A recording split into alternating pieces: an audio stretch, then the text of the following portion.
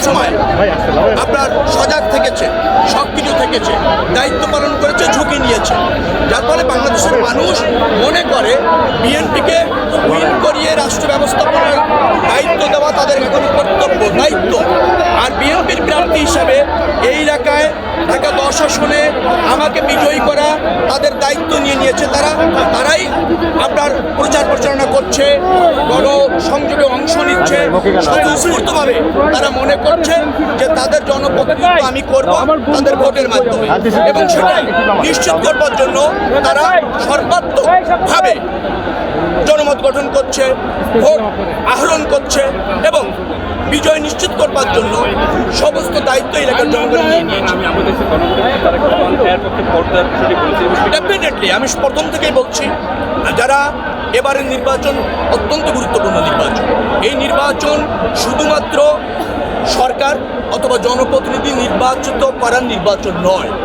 আপনার বাংলাদেশ আগামীতে আপনার মতো করে চলবে কিনা, জন আকাঙ্ক্ষা ধারণ করে চলবে কিনা, জনগণের ক্ষমতা নিশ্চিত করবে কিনা সেই নির্বাচন, যার ফলে সেটা একমাত্র প্রতিষ্ঠিত হবে হা জয়যুক্ত করে। অর্থাৎ আমাদের রাষ্ট্রটা আমাদের মতো চলার জন্য হায় ভোট দিতেই হবে। আমরা সেটা যে কোনো মূল্যে হায়কে বিজয়ী করতে চাই বিএনপি, হায়ের পক্ষে অবস্থান বিএনপির, কারণ যে পরিবর্তন আপনারা চাইছি সেটা প্রতিষ্ঠিত করবার জন্য বিএনপির অঙ্গীকার রয়েছে।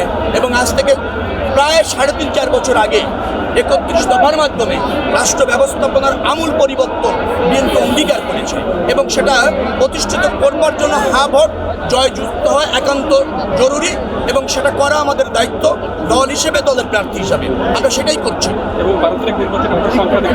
আমি দেখছি না নির্বাচনে এখনো পর্যন্ত সব প্রার্থী, নির্বাচন কমিশন, আইন শৃঙ্খলা রক্ষাকারী বাহিনী এবং অন্তর্বর্তীকালীন সরকার অত্যন্ত আন্তরিক, অত্যন্ত সজাগ। হ্যাঁ, একটা গোষ্ঠী আছে তারা নির্বাচনকে ভণ্ডুল করতে চায়, বিতর্কিত করতে চায়, কিন্তু জনগণের যে স্বতঃস্ফূর্ত অংশগ্রহণ আমরা দেখছি, দলগুলি যেভাবে দায়িত্বশীলতার পরিচয় দিচ্ছে, ডেফিনেটলি জনগণের রায়ের ভিত্তিতে একটা ভালো নির্বাচন আমরা করতে যাচ্ছি।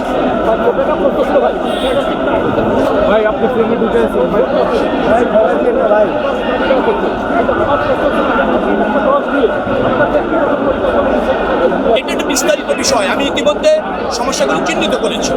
তো মনে রাখা দরকার, জনপ্রতিনিধি এই অঞ্চলের জনগণের প্রতিনিধিত্ব করে, সে সরকারকে এবং রাষ্ট্রকে, সেবা খাতকে ফাংশন করানোর জন্য তৎপর থাকে। তো আমি সেই তৎপর থাকবো, যথাযথ প্রতিনিধিত্ব করবো। এলাকায় কিছু বিশেষ সমস্যা আছে, আমি চিহ্নিত করেছি। কী প্রক্রিয়া সমাধান করা যায় সে ব্যাপারেও আমি নিশ্চিত হয়ে পরিকল্পনা নিয়ে রেখেছি। এটা নির্বাচিত সরকার আসলে আর আমার জনপ্রতিনিধিত্ব করার সুযোগ হলে অগ্রাধিকার ভিত্তিতে অবশ্যই এই এলাকার সমস্যাগুলি চিহ্নিত করা আছে, সমাধান হবে। যে কোনো মূল্যে প্রতিষ্ঠিত হয়, আমরা সবাই সকলে ঐক্যবদ্ধভাবে ধানের শীষের বিজয় নিশ্চিত করব, অধিষ্ঠিত করব, জননেতা তারেক রহমানকে ক্ষমতার নেতৃত্ব প্রতিষ্ঠিত করব।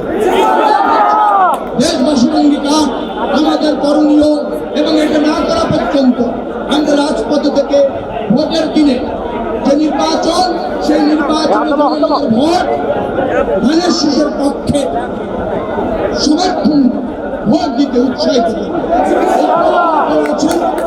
এই প্রক্রিয়া আপনারা অব্যাহত থাকবেন। 12ই ফেব্রুয়ারি পর্যন্ত আমরা সবাই এভাবে স্বতঃস্ফূর্তভাবে রাজপথে থেকে মানুষের কাছে গিয়ে ধানের শীষের বিজয় নিশ্চিত করব।